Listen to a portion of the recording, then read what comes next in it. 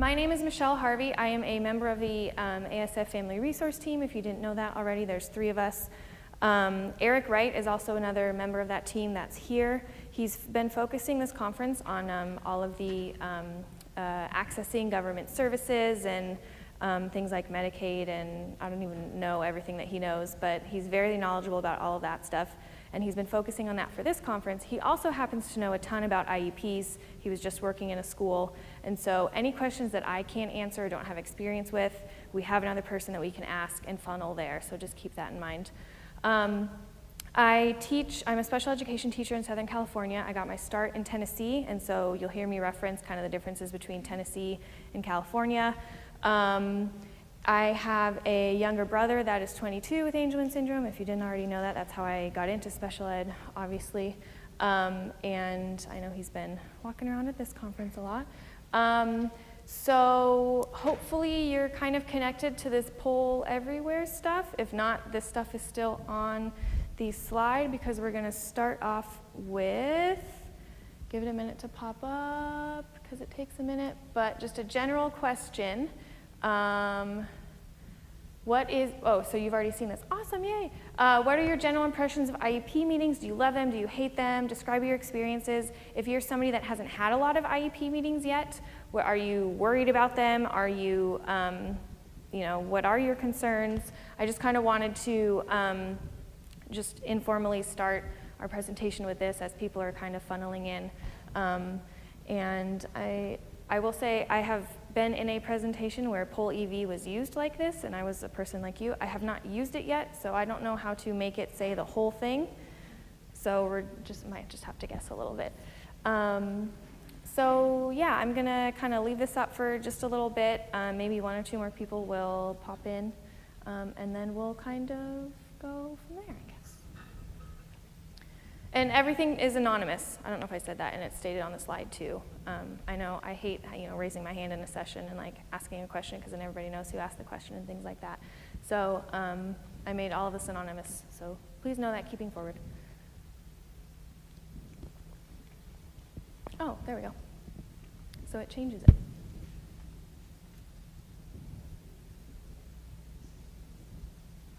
Does anybody have questions about how to use this Poll EV thing? Anybody stuck? So if I'm doing it from my phone, Uh-huh. do I just text my answer? Yes. So did you do this part first, the text? You text that, and so now you just text your answer to this question. It doesn't show you the question. Okay. Right. And so then going forward in a couple slides and the next one pops up, you just text to that thing.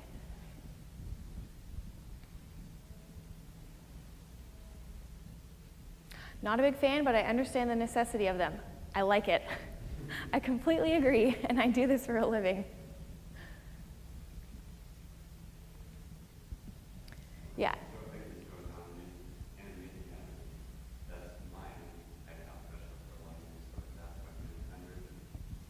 Yeah, it's, yes, absolutely agree. We're trying to be in compliance with the law, and even as teachers, it's, the work to write it and we want to do that for our students and make it a productive meeting, but it is, somewhat time consuming. Anxiety about it, good. Yeah, so I have noticed there's a lot of younger families here, and a lot of you guys that are going into kind of kindergarten, 1st grade, maybe doing the first early childhood meetings, and so I'm worried you've heard a lot of stuff about it. Feeling stressed and anxious, and so hopefully today I can just kind of give you more information here. Let me go into the purpose and stuff. Give you more information about the IEP document itself. So we're going to review the basics of the IEP document itself. I'm not going to go too much into every section about it unless you have questions. As the title says, we're going to become more familiar with how the goals and objectives are developed themselves, how that should kind of flow with the IEP, and then discuss just a couple different ways goals and objectives can be accomplished. And the main point of this is I hope that you leave with a better understanding of the content of the IEP itself and just kind of a better idea of how to interpret it so that you can be a more active and comfortable participant in the meeting itself and actually have the discussion with the team and kind of go from there. I don't think this presentation will take the whole time. Please interrupt me as we go if you have questions. This is a smaller group. We can be a little bit more informal. If you want me to pause and we can have more of a discussion about something, please let me know. Okay, so basics of the legal stuff. The Individuals with Disabilities Education Act, it was recently reauthorized in 2004. That is the key legislation that explains everything about IEPs and special education. I'm not going to go into everything that it says at this point, but that's kind of a buzzword, IDEA. If you wanted to Google that, look up the legal things at any point. That's the information. That's the law that all of this comes from. Okay. Within that IDEA, the Individualized Education Plan, the IEP, as we all know, is the cornerstone of special education. It tells the who, what, where, when, why of everything for this one child. It is an individualized document. It is a legal document that can stand up in a court of law, which is why it's really important to get things documented in that document itself. And so we'll kind of go from there. It provides the framework for what a free, appropriate public education is for that student in the least restrictive environment. Those are two buzzwords where if you're just getting started in this process, know those terms. Free appropriate public education is often referred to as FAPE, and then least restrictive environment, LRE. Notice that there's no definition of what, free is, we kind of can get that, what the definition of that is, but an appropriate public education for one child is definitely open to interpretation. So that's where, in courts of law, in our IEP meetings, we're talking about what an appropriate public education looks like for this one child, and what is the least restrictive environment for that child. There's no like this definition of that, which is why we get into some situations with IEPs where it can be a little bit tricky and you've got to have your support and your argument for why this is appropriate for this child and why we as parents have to advocate so much often for that. And so I just want you to be kind of comfortable with those terms. I might reference them, but just know what those terms are and know that that is kind of the two buzzwords that are the driving philosophy of where the IEP itself comes from. And then one thing I wanted to point out, the law does explicitly state that parents and the family of that student are equal members of the IEP process and decision-making team. So that is explicitly stated in the law.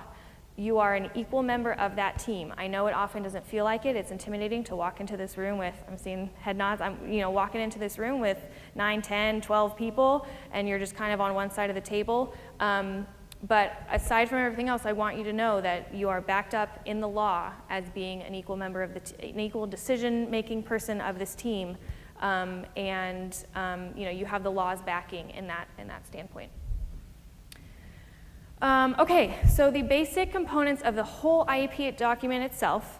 First, you're going to have identification and eligibility information. This is like usually kind of one of your first pages where you've got an address, you've got phone numbers, relevant medical information, things like that. The other component, the eligibility information, just things to think about are it has on there what disability category your child has been evaluated as identifying for special education services under. For our kids with Angelman syndrome, there's really never any question that you're going to qualify for special education services, so that eligibility category doesn't really matter.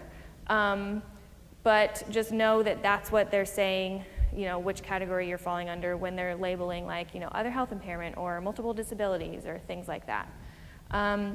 You have a parent concerns section. There should be somewhere in every IEP document. I know in California it says parent concerns, and then there's a whole big blank box.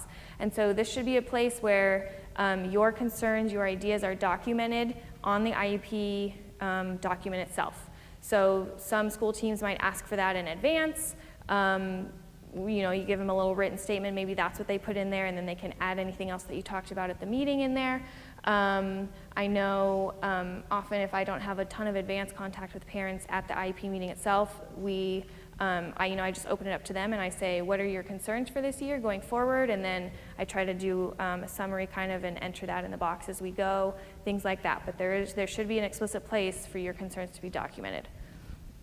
Then, again, not necessarily all in this order, but there should be a present levels of, and I put the full terminology up here, present levels of academic achievement and functional performance section, which this is what we're going to zero in on, but this is where we describe everything that we're seeing currently with this child in this academic or functional performance domain. Okay? Then from there we have our goals and objectives section. Again, we'll talk about that. Then we have services and supports that address that, the goals and objectives. Okay? So these should be kind of separate sections within your document. You'll have an accommodations and modifications section. And I wanted to point this out. I didn't want to spend too much time on it, just so that you know what you're looking at when you're looking at the document. Accommodations are things that help a student access the environment, access the curriculum. Okay, so I remember that accommodations equals A for access. A modification is something that changes the curriculum itself. Okay, so if we're supposed to be learning multiplication up to 20 in 3rd grade, I don't know if that's accurate, but a modification, if we're still learning addition, a modification would that be this student's going to still be working on addition, because that changes the content of our curriculum. Does that kind of make sense? So accommodations then are things that help you access the curriculum, such as supportive seating in a kindergarten whole group so that we can actually sit up and participate with our peers. Visual supports, things enlarged so that we can see them better from across the room. Yes? Yes. School teams, I know again, I'm sorry, I'm going to reference Tennessee and California a lot. And remember that everything kind of varies from state to state and even district to district where they put things. In California, there's a separate section. There's a whole question that asks, is assistive technology needed to implement this IEP? And so that's where all of that information goes. If I'm remembering in Tennessee, I think we listed it in accommodations. But yes, AAC is basically an accommodation. That's how they're accessing, that's how they're communicating. Yes, great question. So again, you don't have to have the difference between those two memorized. Just know that when you're looking at that page, that's kind of what you're seeing, different ways that they're helping your child access either the curriculum, the environment, or what modifications they're making for them to be able to access some of the general curriculum. Okay. Then there's all these other kind of things thrown in, generally referred to as special factors.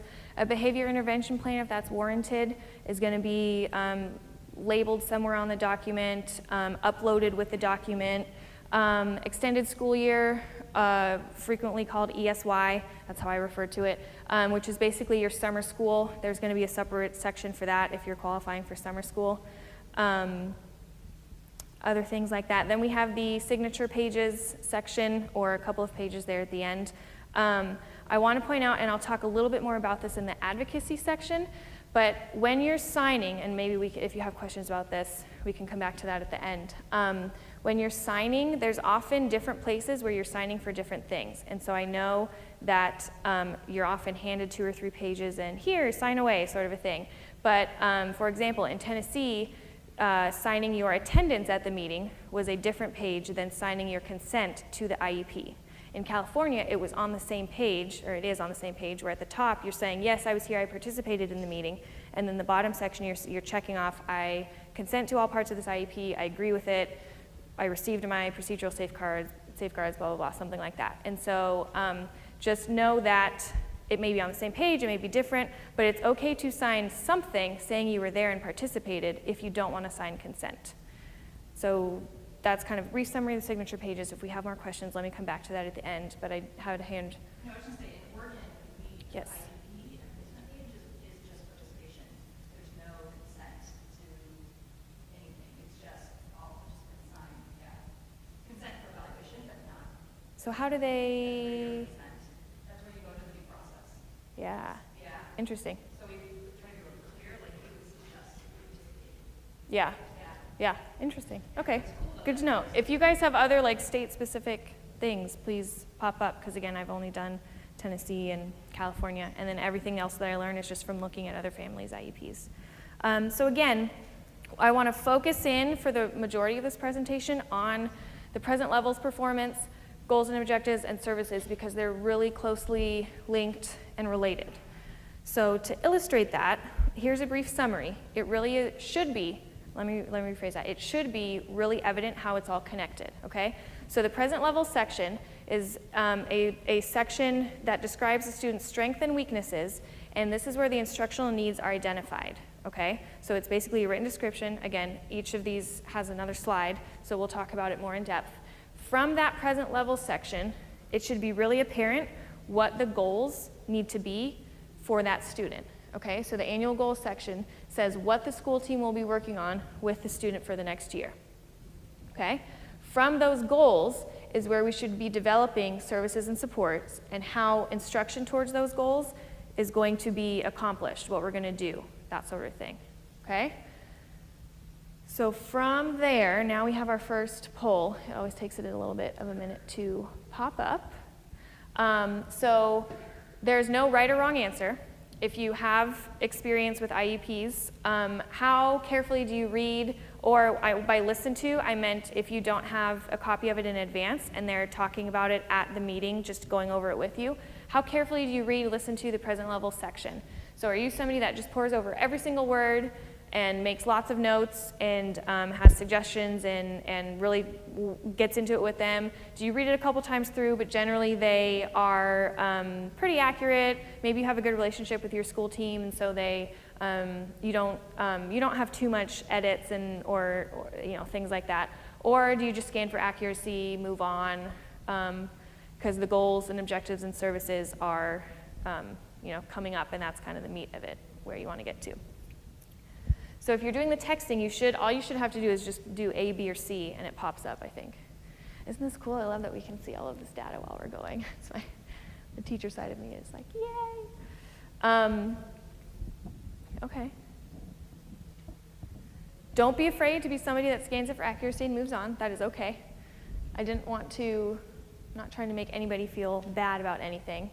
My whole point in having you think about this, though, is that I think the present level section doesn't get enough attention from families when they're looking at the IEP, when they're receiving the IEP, reviewing a draft, talking about it.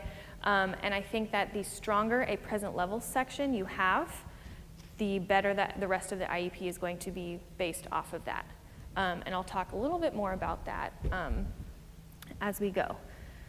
So like I've said, the present levels is a written description of both academic and functional performance. It's often broken down into specific domains like reading, writing, math, adaptive behavior, communication, things like that. And this is where you should be seeing full written paragraphs about what your child can and can't do, things like that, okay? So we should be seeing some sort of description of strengths, what the child can do, okay? I wanted to point this out because I have seen a lot where it's a couple sentences and it's really negative. It's just, they can't do this, they do this, you know, they're throwing things every time we try to work on math, blah, blah, blah. There are some things that your child can do. Put that in there. The whole point of the present level section is that a stranger, right? I'm a new teacher, I'm coming in, somebody got fired mid-year, I'm coming in and just picking up all these IEPs. I need to be able to pick up that document and have a great idea of what this child can do, so that I can implement some sort of program and get us going until I have that, you know, week or two with the child to really get to know them, okay? In addition to all the strengths, it's okay to have some weaknesses in there, what the student is still working on. Hopefully they're not phrasing it really negative and they can't do this, they can't do this. This should be more of a, you know, when we work on this kind of a skill, we're still only at like, you know, 10% of the time we're able to do this accurately, things like that.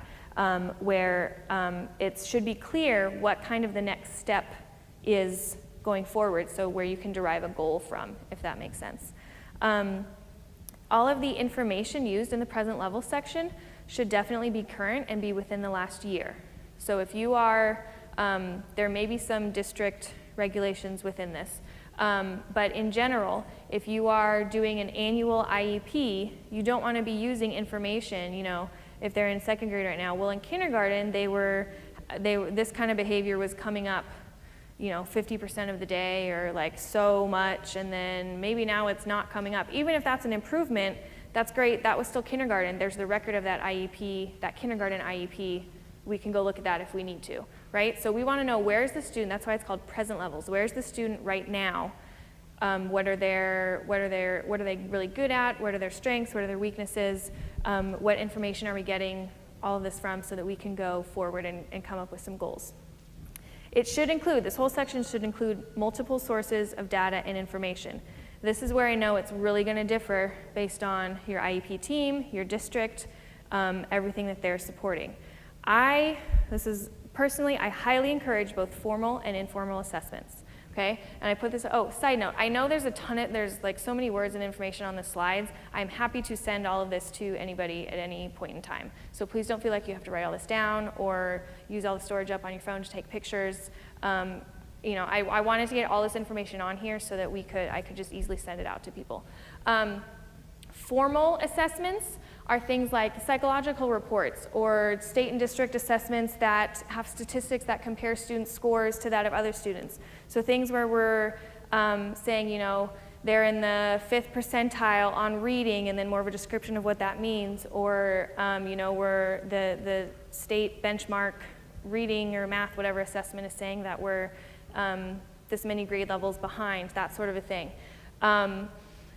Then on the flip side of that, you have informal assessments, teacher observations, work samples, rating scales, classroom performance. This informal information is much more beneficial for our students with Angelman syndrome, because when you look just at these formal assessments, it looks really negative, and it looks like they're really far behind, and it's really discouraging to hear as parents, and I totally understand that. But for the purposes of the present level section, I think it's really good to have all of that kind of information in there, so that you can then compare, you know, look back at the kindergarten IEP, look at where we are, see how much progress we've made, things like that. Getting the more formal assessments for each annual IEP is really difficult, which is why it's not a you know, a mandatory thing. That's just kind of my thing that I want you guys to look for and maybe encourage the team to do and use more. Because the more psychological reports and all of the official forms that I know you all have received, them, you know, different rating scales, and here's 5 different things that we're sending home to you as parents. What do you think about how can your child do this? Things like that. They're expensive. They really want to use them just for those 3-year reevaluation information and making the psychological determination and all that kind of stuff. And so I know that districts have their own policy with that, which is why it's certainly not a requirement or anything like that. But just keep that in mind, kind of what the difference is between those, so that as you're reading that present level section, you can interpret it a little bit better. At the very least, ensure that the present level sections are objective and not subjective, okay? So we don't want some teacher's subjective opinion in there saying, based only on their observations, that this child is so cute, they do this, they're smiling all the time, blah, blah. Like, no, I want real data and information on what they can read when they're working with you, how are they working, how are they interacting with their peers. I don't want that you think they're cute and that they have a happy smile and a really happy demeanor. That's some fun things to include throughout there to make it a more positive IEP, but we want to get into the actual data and have you know, actual assessments and things like that. Any questions on that at this point? Okay, let me move on. If stuff comes up, please let me know. Yes, let me go. Yeah. Yes. And I know it's hard for parents, you know, for us, because all of our kids, they have not hit benchmarks. Exactly. So it's really hard for us to stop and put them all and see all the stuff they cannot do. Right. But I think it's really, really important to put in what they can do, because our kids are smart enough that if somebody's going to do it for them, they'll let it. Right, right. So for the new teacher to understand Mm-hmm. that, you know, you can do this, and if that's important. Right. As a teacher, a student coming into your classroom, or you're going into the classroom and looking at it to see what they can do, so you don't let Exactly. you can push them along. Exactly. Yes, Yes, absolutely, totally agree. And then that reminded me, I just lost my train of thought. I thought of something while you were saying that. Yes, yes.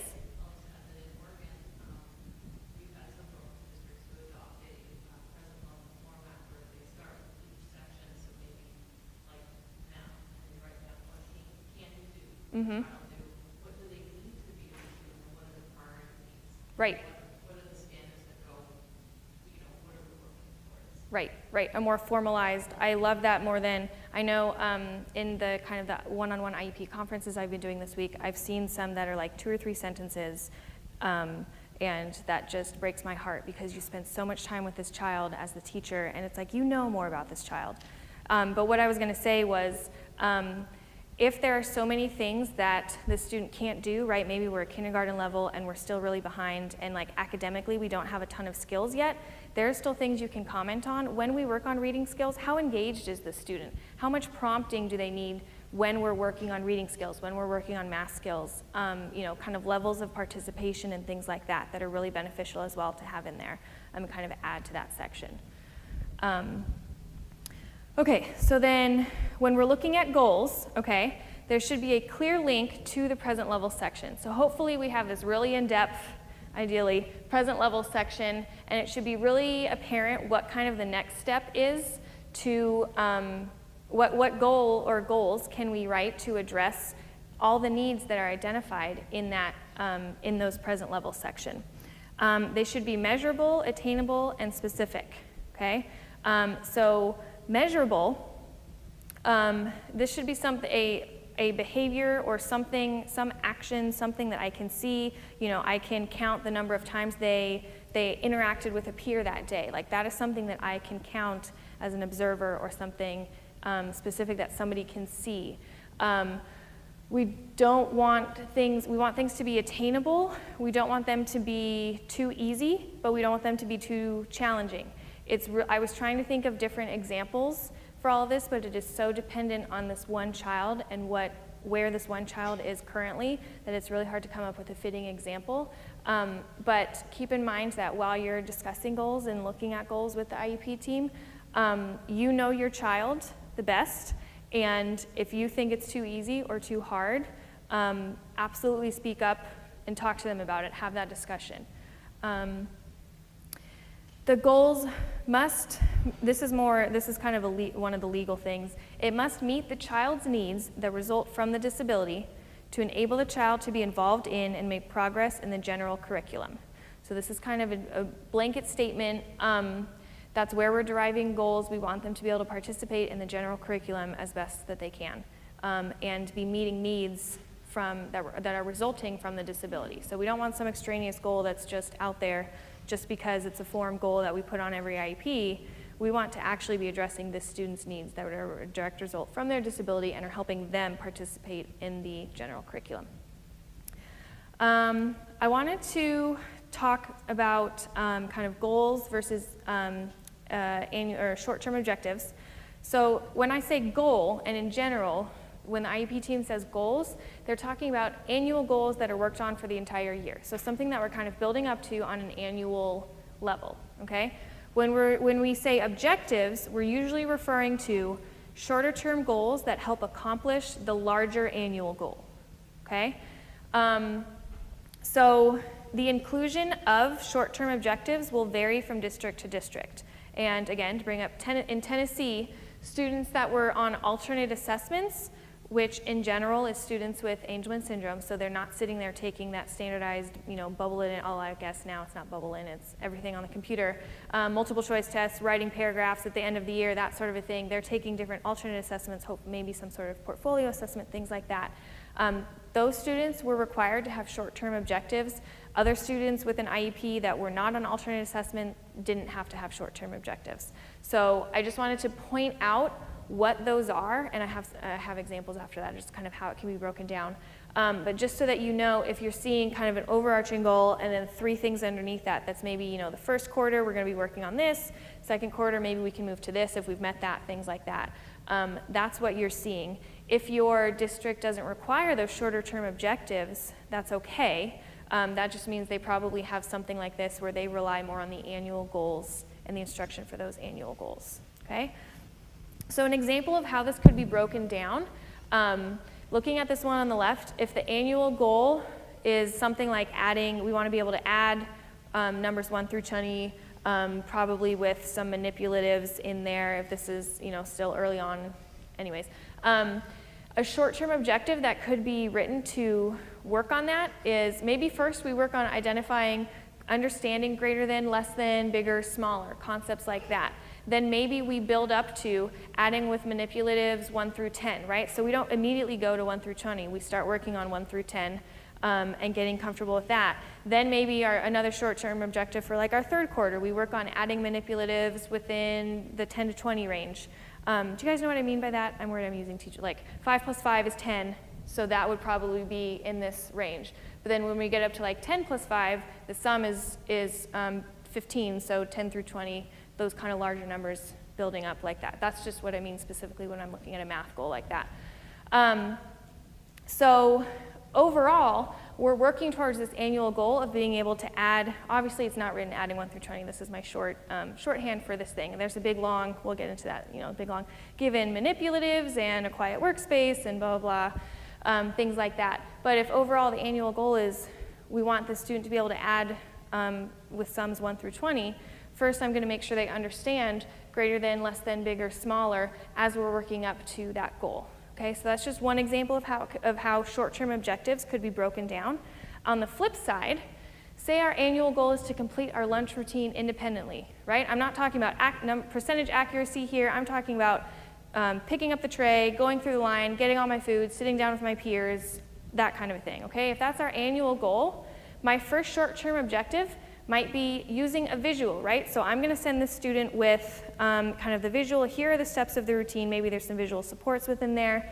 Using that visual, can they complete the lunch routine with verbal prompts from the adult going through the line with them, okay? Then I might build up to using that visual, can we complete the lunch routine with just gestural prompts, okay? So I'm not giving any, as the adult going through the line with the student, I'm not giving any extra verbal cues or anything. I'm just, if the student gets a little lost, kind of either pointing to the next step on the card or like pointing to the direction in line, like where we're going next, that sort of thing. That's just the gestural cue.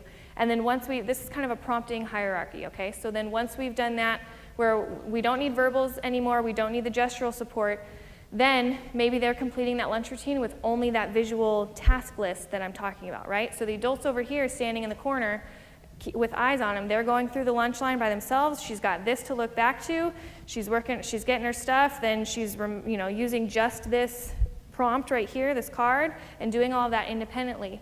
And then we're almost at our complete our lunch routine independently. Maybe then we try taking away that task card, and she's just going through the line with her peers because it's May, she knows the routine, she's got it down pat, things like that. And so those are steps, those are ways that we can write short-term objectives to work on that annual goal. Does that kind of make sense? I just wanted to show you how it could be broken down. So if you're seeing different ways that it's broken down and you want other suggestions and things like that, we have some examples, and I'm always happy to brainstorm other ideas. Okay?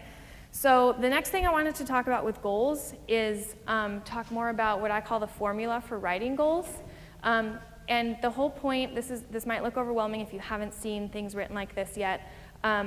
I don't want you to feel like you have to memorize it, have to know it. I just want you to have a better understanding of it so that when you're reading goals, you can try to better interpret exactly what they're getting at with the goal, okay?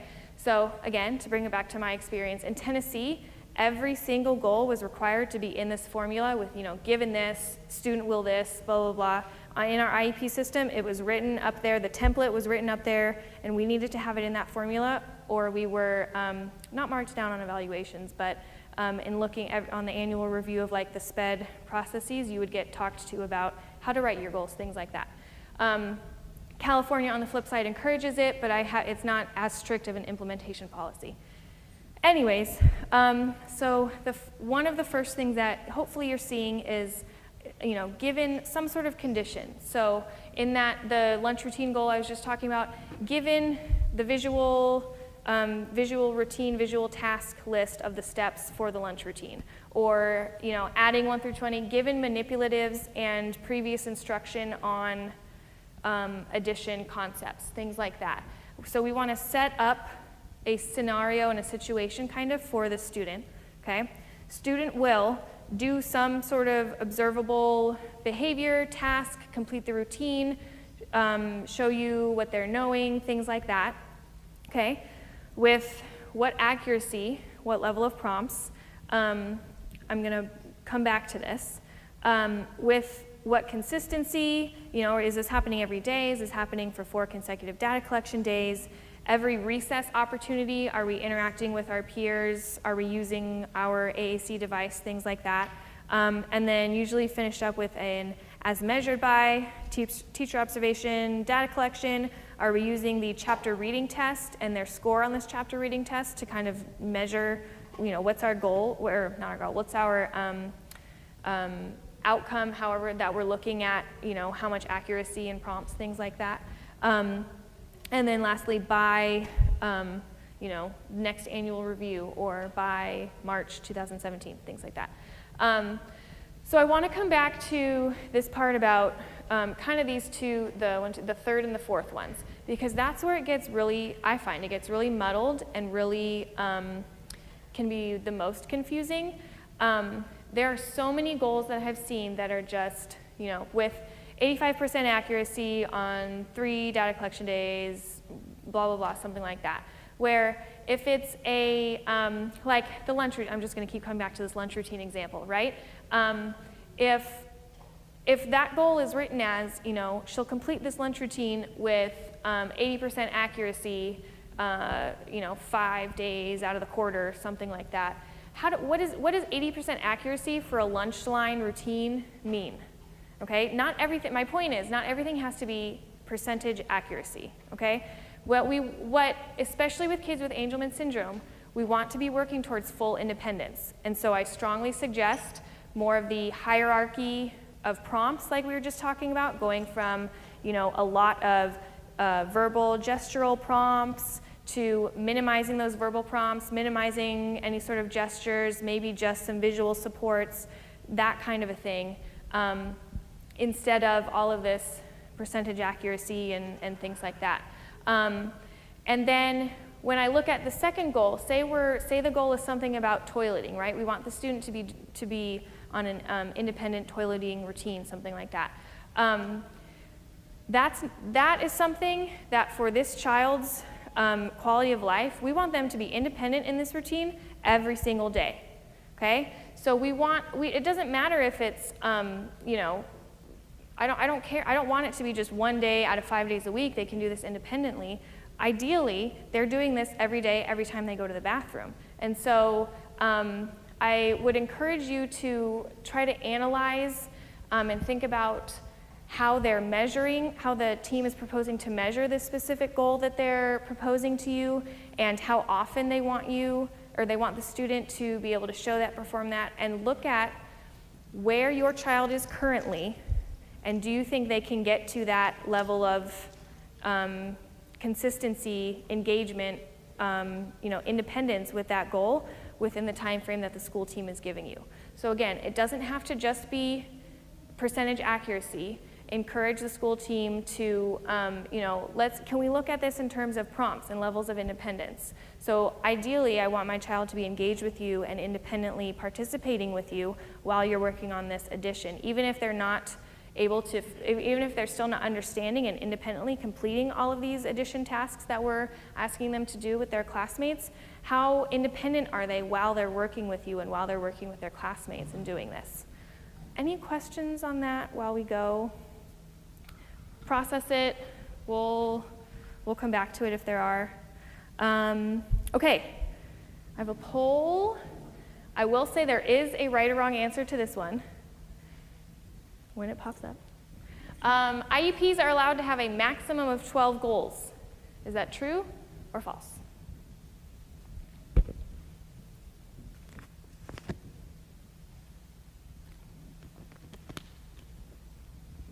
Don't be influenced by other people's answers.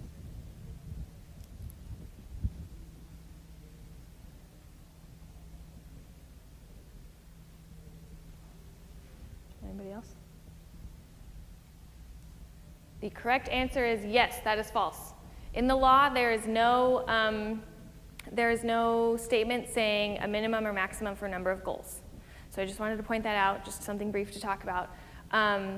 Taking my family hat off and putting my educator hat on, if you're pushing for 12, 15, 20 goals, as the educator, that is very hard to take quality data collection on and ensure that we're working on all of those consistently every day, however, whatever the frequency is, and training, having my assistants, my paraprofessionals trained appropriately on taking any data they need to, things like that.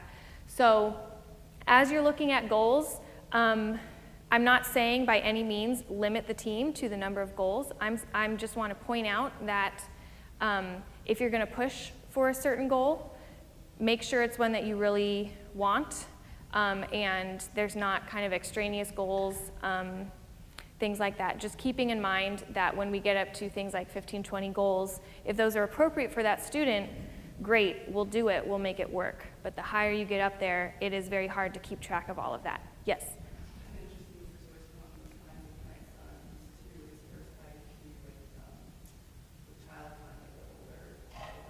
Uh-huh.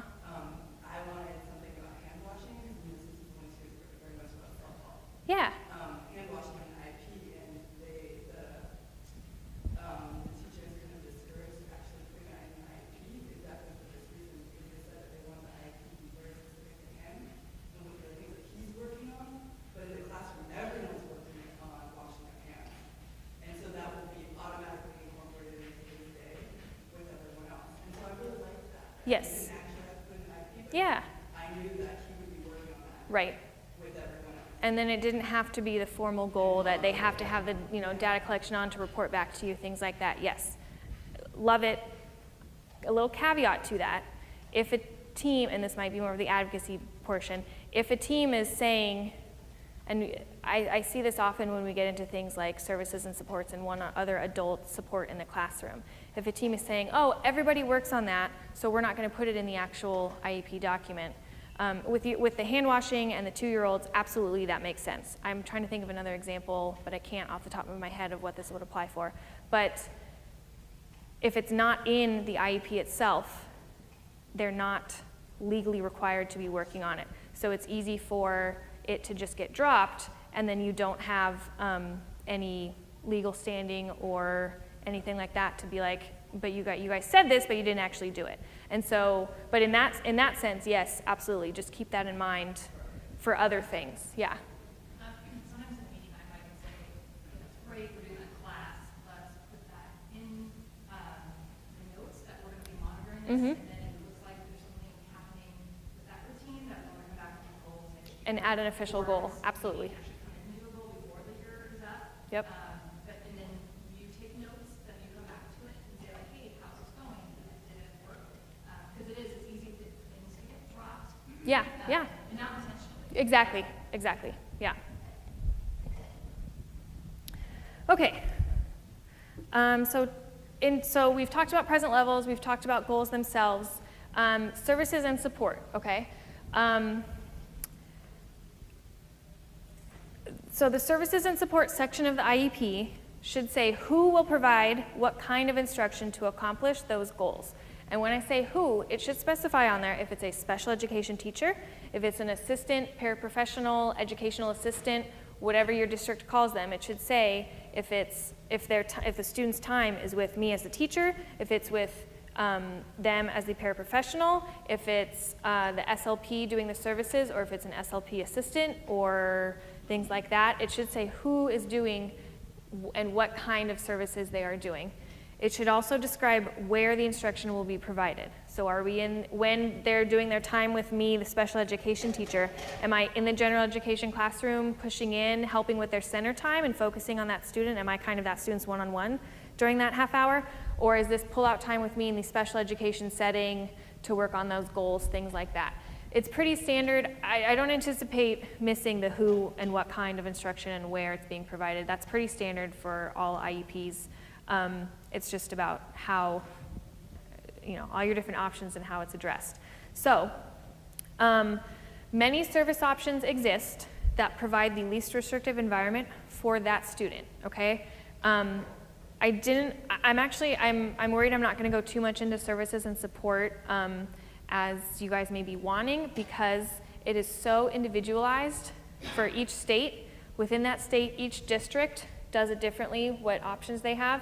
And then even within that district, this school may have this great program because they have this awesome core of teachers and gen ed staff that work together, but then this school over here within that district doesn't have the same sort of community and setup and everything like that. And so even if it looks like that kind of offering, it's really not, they do things differently, okay? There are many things that exist, such as instruction in the special ed setting, sometimes referred to as special day class. That's basically just special ed teacher, basically saying that they're not with their peers at that time while they're working on this goal or instruction, et cetera. Assistant, paraprofessional, educational assistant, whatever, support in the gen ed setting, in the special ed setting, many different types of service options like that. If you haven't heard of co-teaching, I just wanted to point it out. Co-teaching is a somewhat newer concept in the special ed realm. It consists of one special ed teacher and one gen ed teacher in a typical classroom, part of the day, all of the day. In Tennessee, I worked it out and I was in there supporting one student with autism and then another with learning disabilities for the math block. So the goal is that I was in there for the math block. It was kind of our first trial of this, and I had another student with major behavioral issues, so I would often get walkied and have to go and figure out other plans. So we tried the co-teaching. It wasn't as effective as I would have liked. This past year, I was actually at a middle school in California and was co-teaching 8th grade math for half of the day. Huge, legitimate, 8th grade math, and huge change from what I was doing and what I'm going to be doing this next year, but it was an amazing experience, and I highly recommend co-teaching, and if anybody wants to explore that option a little bit more, maybe we can talk separately. It is so dependent, though, on your district's and even your school's availability of funds and things like that, because you are, again, putting two fully licensed, credentialed teachers in one classroom, where the district might be looking at it as, why do I have two teachers in one classroom when I can easily support those students with one teacher here and one teacher over here, things like that. And so if you can prove and identify that it's the least restrictive environment for that student, it's the right level of support, it's a lot of fun.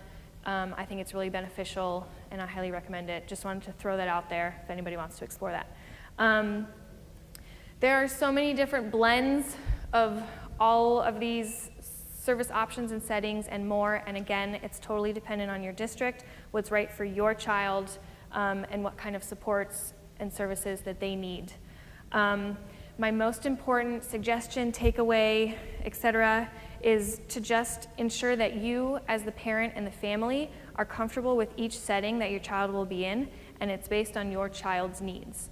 I know this gets really hard because districts they basically have this, and this option, and they try to fit your child within one of those options. I get that from the educator, and I know everything that goes on in schools, and I get that, but I also know that from the family perspective and the legal perspective, then you can challenge that, and you can work with that, and you can work with the district on what is more appropriate for your child if they're saying they don't have something like this, and this that they want to fit them into. Okay. All right, we have another poll, kind of winding down.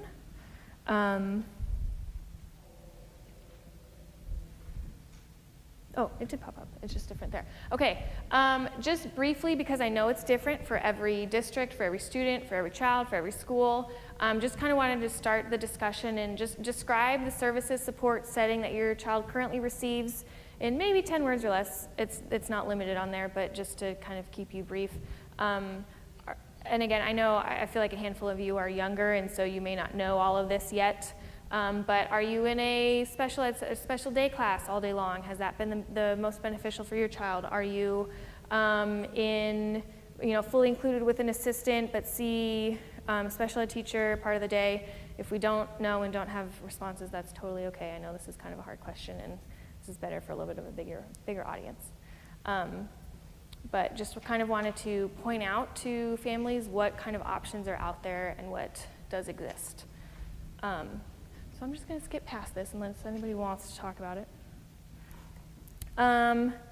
Okay, so some things that I'm often asked, is this a good goal for my child? You know, I'm handed an IEP, or in talking with you guys about what your child's working on, and you know, do you think this is a good goal for my child? And so I just wanted to point out some things to consider while reviewing your child's goals, because I love helping and brainstorming ideas and everything, but my response to that is to often ask questions like this, because you know your child best, okay?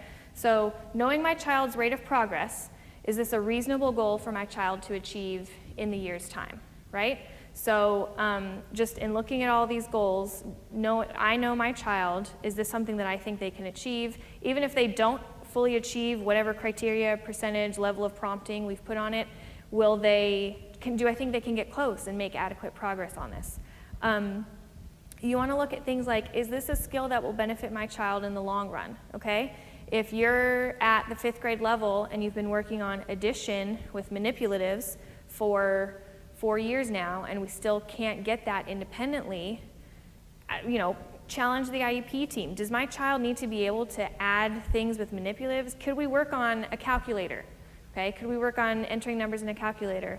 Do we need to be working on math? Okay, if you, you know,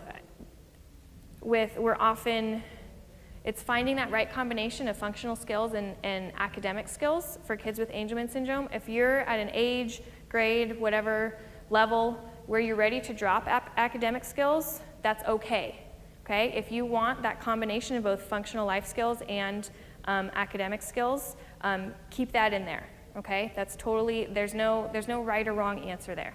Okay. And then lastly, is this goal meaningful to my child? I know my child best when I'm looking at this goal. Is this goal meaningful to them? Is it going to be something that's going to help them access the general education curriculum? Is it going to be something that helps them participate with their peers in something? Those are all kind of questions that I'm asking in my head and kind of probing you guys for when people bring me IEPs and are asking, is this a good goal, right? Is this a good goal for my child? So just some things to consider. Then the other thing that I wanted to talk about was just kind of some different places to look for goal ideas and guidance, okay? I sometimes have the question too, you know, we've worked on this, we've worked on this, we've worked on this, where do we go next, right? The OT, after 4 years, has, you know, they still want to work on this, but I'm thinking, I know he hasn't mastered that yet, but there's got to be something more. We got to be working, there's got to be other things we can still work on. I will say I'm not as familiar with OT and PT type kind of next steps, but these are some places that we can reference, okay? State standards and district curriculum. These are posted everywhere on websites, district websites, school websites, state websites. In general, people follow Common Core depending on your state, and those grade level standards are everywhere as well. Review the overall sequence of skills that you see students going from grade to grade. Even if your child is in the 4th grade and we're at the kindergarten level of standards and skills, go there and look for the ideas and things that those students are working on and see if we can get our student up to that and working on those standards. This is a little bit more specific, but those psychological assessments that the write-ups and printouts that you're receiving every 3 years when your child's evaluated, half of that component often comes with some sort of educational programming suggestions, things like that. Ask the IEP to see them. Maybe, you know, ask them if that's an option, if there's any sort of recommendations that this assessment is making of like steps to go next, things like that. The ASF IEP bank, if you haven't seen it yet, it's on the ASF website somewhere in the resources section. It's not as robust as I would like it to be. I am in charge of that. I'm in charge of kind of approving and making any minor edits that need to be made to those IEP goals. We have IEP goals that have been in there since, you know, for the past 10 years or however long the IEP bank has been on there. And then we have some more newer goals as people come in and get more familiar with everything. You can submit your own goals on there. So these are all These are goals that parents have submitted and seen on their IEPs, and they submit to the system, and then I try to go in and add goals from my students' IEPs and things like that that I come across. So that's an option that's out there, available for you guys to see. If you search for, occupational therapy goals, IEP goals in Google, you will find a bajillion things. It's a little bit hard to weed through everything and figure out what's appropriate for your child, your student, where they are in their programming, things like that. But that's another place, when parents come to me and say, I need another OT goal or something like that, that's where I go and try to help them figure out what would be appropriate for them. So just some things to consider and look at. And then the last thing that I have is I wanted to develop something that you guys could take away, and I'm hoping this will be on the ASF website in the resources section soon.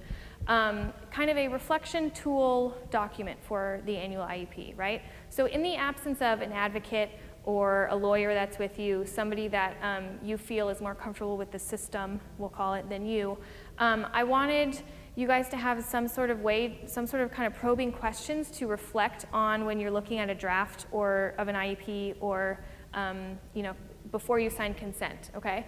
So I just put at the top this tool, and I have I have copies of this for you guys to take away, and then I'm hoping the PDF will be uploaded. This tool is intended to be used by families before, during, or after the IEP meeting, prior to signing consent to the IEP document, to aid in reflection on your agreement to the IEP. And then I'm hoping that the notes you create on this document can help guide further discussion with the IEP team if necessary. So just kind of a way for you to formulate your thoughts. If only one parent's able to be at the meeting, then you can kind of talk about this and maybe some probing questions like this, with the other parent later before you sign consent, things like that. And so this first part's just basic information. Is all the demographic information and health information up to date? Because that's really important to have in the legal document. I know we kind of skim over it, but just make sure it's all up to date. Disability impact statement. I know I didn't talk about this much in the sections of the IEP, but somewhere there should be a statement, sentence, a couple sentences that is describing how the disability affects the child's progress in the general education curriculum. So my kind of probing and reflection question for you guys is that descriptive, and is it based on objective assessments, the psychological assessments, okay? So then the next page, parent input. Did the IEP team take into account my concerns and input for the upcoming year? Is that reflected on the document somewhere? And then you have, obviously for all these, you have a note section over here. Present levels. Does each present level area use multiple sources of data, include a description of both strengths and weaknesses, and include objective statements, that is, those free from personal opinions, and it's not subjective statements influenced by somebody's personal feelings. Is there a goal written for every deficit weakness area identified in the present level section, right? So you might catch that they have, in the present level section, they're saying reading is an area of need, math is an area of need. Maybe they don't even say that writing is an area of need, or they say that it is, and then they actually didn't write a writing goal, right? So look for things like that, and then say, hey, we said this was an area of need. We need to make sure that we have a goal for that area. Okay, and then the last page, for each goal, is it a reasonable yet challenging goal my child can accomplish in the next year?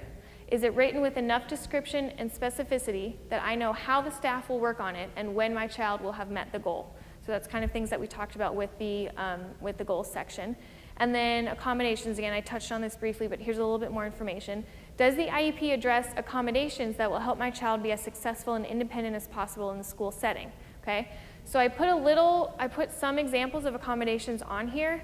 There are so many different accommodations and so much more than what is on here. Those are just some examples so that you know what you're looking for. Okay, and then services. Does the amount of service time from various professionals, does it appear to be sufficient to meet the goals, and does it educate my child in the environment or the setting that is most appropriate for them to be successful? So that is it the least restrictive environment for my child? And so just some reflection questions as you're looking over IEPs, and is this a good IEP for my child, and just kind of some probing questions that can help in the absence of a conversation with an advocate or things like that. So I have copies of that. That's kind of the conclusion of my whole presentation. Do you guys have other questions? Yes? So, at our school, we're from Alabama, we have a, regular school that every kid goes to. With my kids, he's 5, so he's going to be starting kindergarten this year. He's been doing what they call a RISE program. I don't know if you've ever heard of it, but it's I haven't. like a half physical, half special class for the past 2 years. Okay. That they do for preschool and then transition into kindergarten. Well, at our last IEP meeting, they kind of took me back a lot because, and I didn't know how to think. And I guess what I wanted to see is if you could tell me if they can do this or not. They kind of told us that once our child gets to 2nd grade, that we may want to think about other schooling options for him because in the general ed population, they think that he's not going to get anything out of it, so they don't know if they have enough accommodations they can make for him. And I was very offended by that because I felt like it's your job to make accommodations for him. So what they're trying to do is they're trying to tell us that he needs to go to what they call the learning center, which is like another school that Maybe, do they call it an alternative school at all, or is it just kids with IEPs and special needs? is just a special Yeah. school. Like they don't want to offer him gen ed, they want to get him to special school after 2nd grade. So if I'm understanding everything you're saying, no, they cannot do that. The least restrictive environment for him is to be with his neighborhood kids in the school that he's in right now. So you're saying he would go through kindergarten, 1st grade, and then at 2nd grade, they're saying they're going to put him over here? Because they said Yeah. that what you gotta think about is we don't do circle time and things like that for him anymore, so he's not gonna get a lot out of sitting in a regular class. That's what they told us. I just, honestly, I didn't even know how to take it. I told myself, I think we need to discuss that more at a later date because Yeah. right now, it's not the time. Right now, you Yeah. can't make any accommodations for what he needs to do. Yes, absolutely. Inappropriate, legally, they can't do that. They shouldn't even be saying, you said he's going into kindergarten right now, or he is in kindergarten, and so they're thinking 2 years down the road. They're planning ahead. Talk about predetermination. They're planning ahead for that. Determining what he's gonna be in. Yeah. And again, the whole concept of presuming competence, and so in summary, no, they can't do that. Legally, they can't do that. Absolutely fight that. We can talk separately about, or if you're going to stay for the advocacy presentation, there might be a little bit more information. I don't know, kind of build your record and get all of the data and everything that you can. Sounds like you should be doing that for the next 2 years if they think they're just going to do this in 2nd grade. But no, they can't do that, and you're absolutely thinking about it the right way. You have a right to be offended by that, and definitely fight and challenge them on that.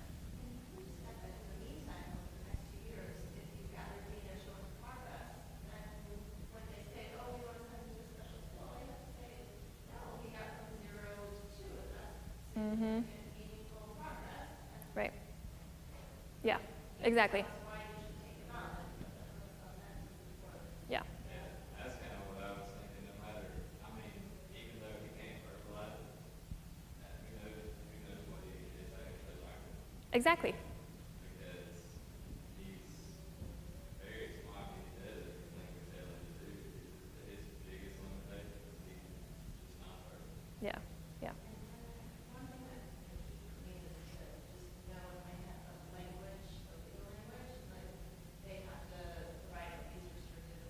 Mm-hmm. to accommodate the unique quote-unquote needs of your child to make quote meaningful progress.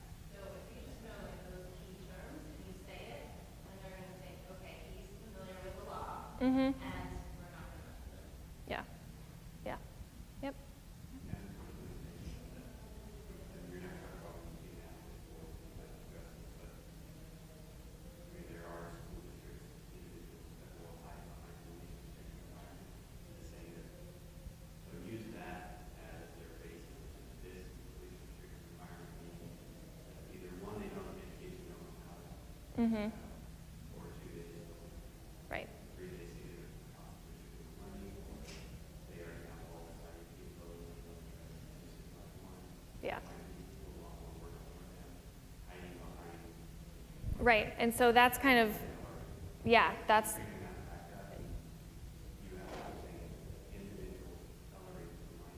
right, right.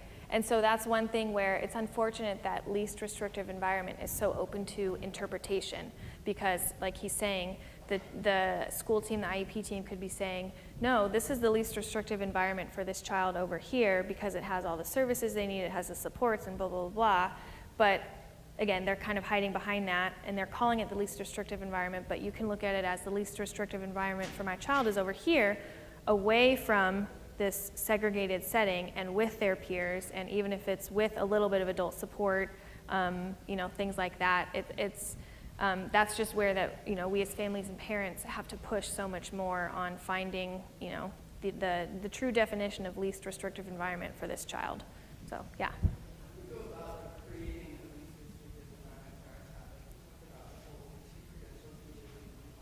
Mm-hmm.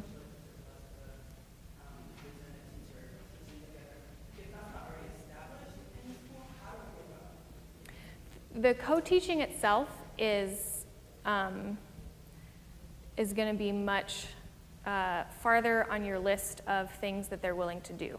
I will tell you that right now, just from what I know, and any other teachers chime in if you think I'm wrong or whatever. That's a really good question, and I think it's all about the discussions that you have with the team, the observations and the accurate rating scales, data that you have with things that your child can do, and kind of areas of growth that they've shown. And honestly, it comes down to the just the discussions and levels of discussions that you have with the team in terms of creating that for your child. I don't know if anybody else has any other more concrete suggestions or anything, but it's very much so how you as the family interpret least restrictive environment and how the school team interprets least restrictive environment, which is where you get into the, you know, the legal definitions and battles, and where lawyers, I'm sure, are really good at arguing. Even, you know, you could make anything sound like the least restrictive environment depending on, you know, how you describe it and what levels of supports and stuff you have. I don't know if that makes sense, but any other questions? Yes. I just have some comments. First, thank you for this. I hope it's helpful and. Yeah, you did it. Okay. A while ago, no. Okay. Awesome. And my daughter's in seventh, will be in seventh grade. And so, any parents who are entering school age immediately or soon, this is so crucial for us as parents who don't have familiarity with special ed. I'm a general high school teacher, so you think I would know a little bit about it, but to me it's a foreign world. I needed to be a lot more sooner than I am now, more involved, more aware of the legal jargon that is out there. And something like this would make me look at, you know, her first grade IEP and go through this document I have, and I have hers now. You know, it's this thick, and every year I would get it and I'd be like, well, okay, she's in a good school and I guess she's okay. Yeah, yeah. You know, and not having the confidence to really know what she is truly working on, if that makes sense. Mm-hmm. Which leads me to the ASF IEP thing. Uh-huh. I've leaned on that for the past 2 years. So I also know That's awesome to hear. yeah, I was a parent who I think Eileen put out a couple of years ago.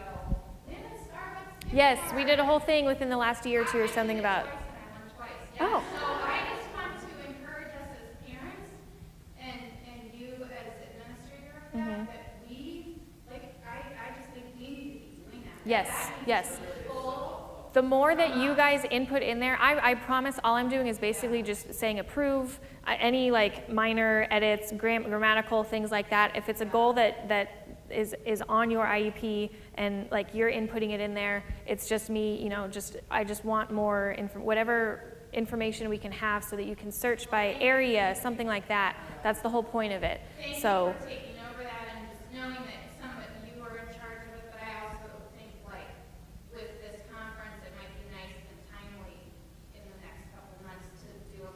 Yeah, something more like that. Yep.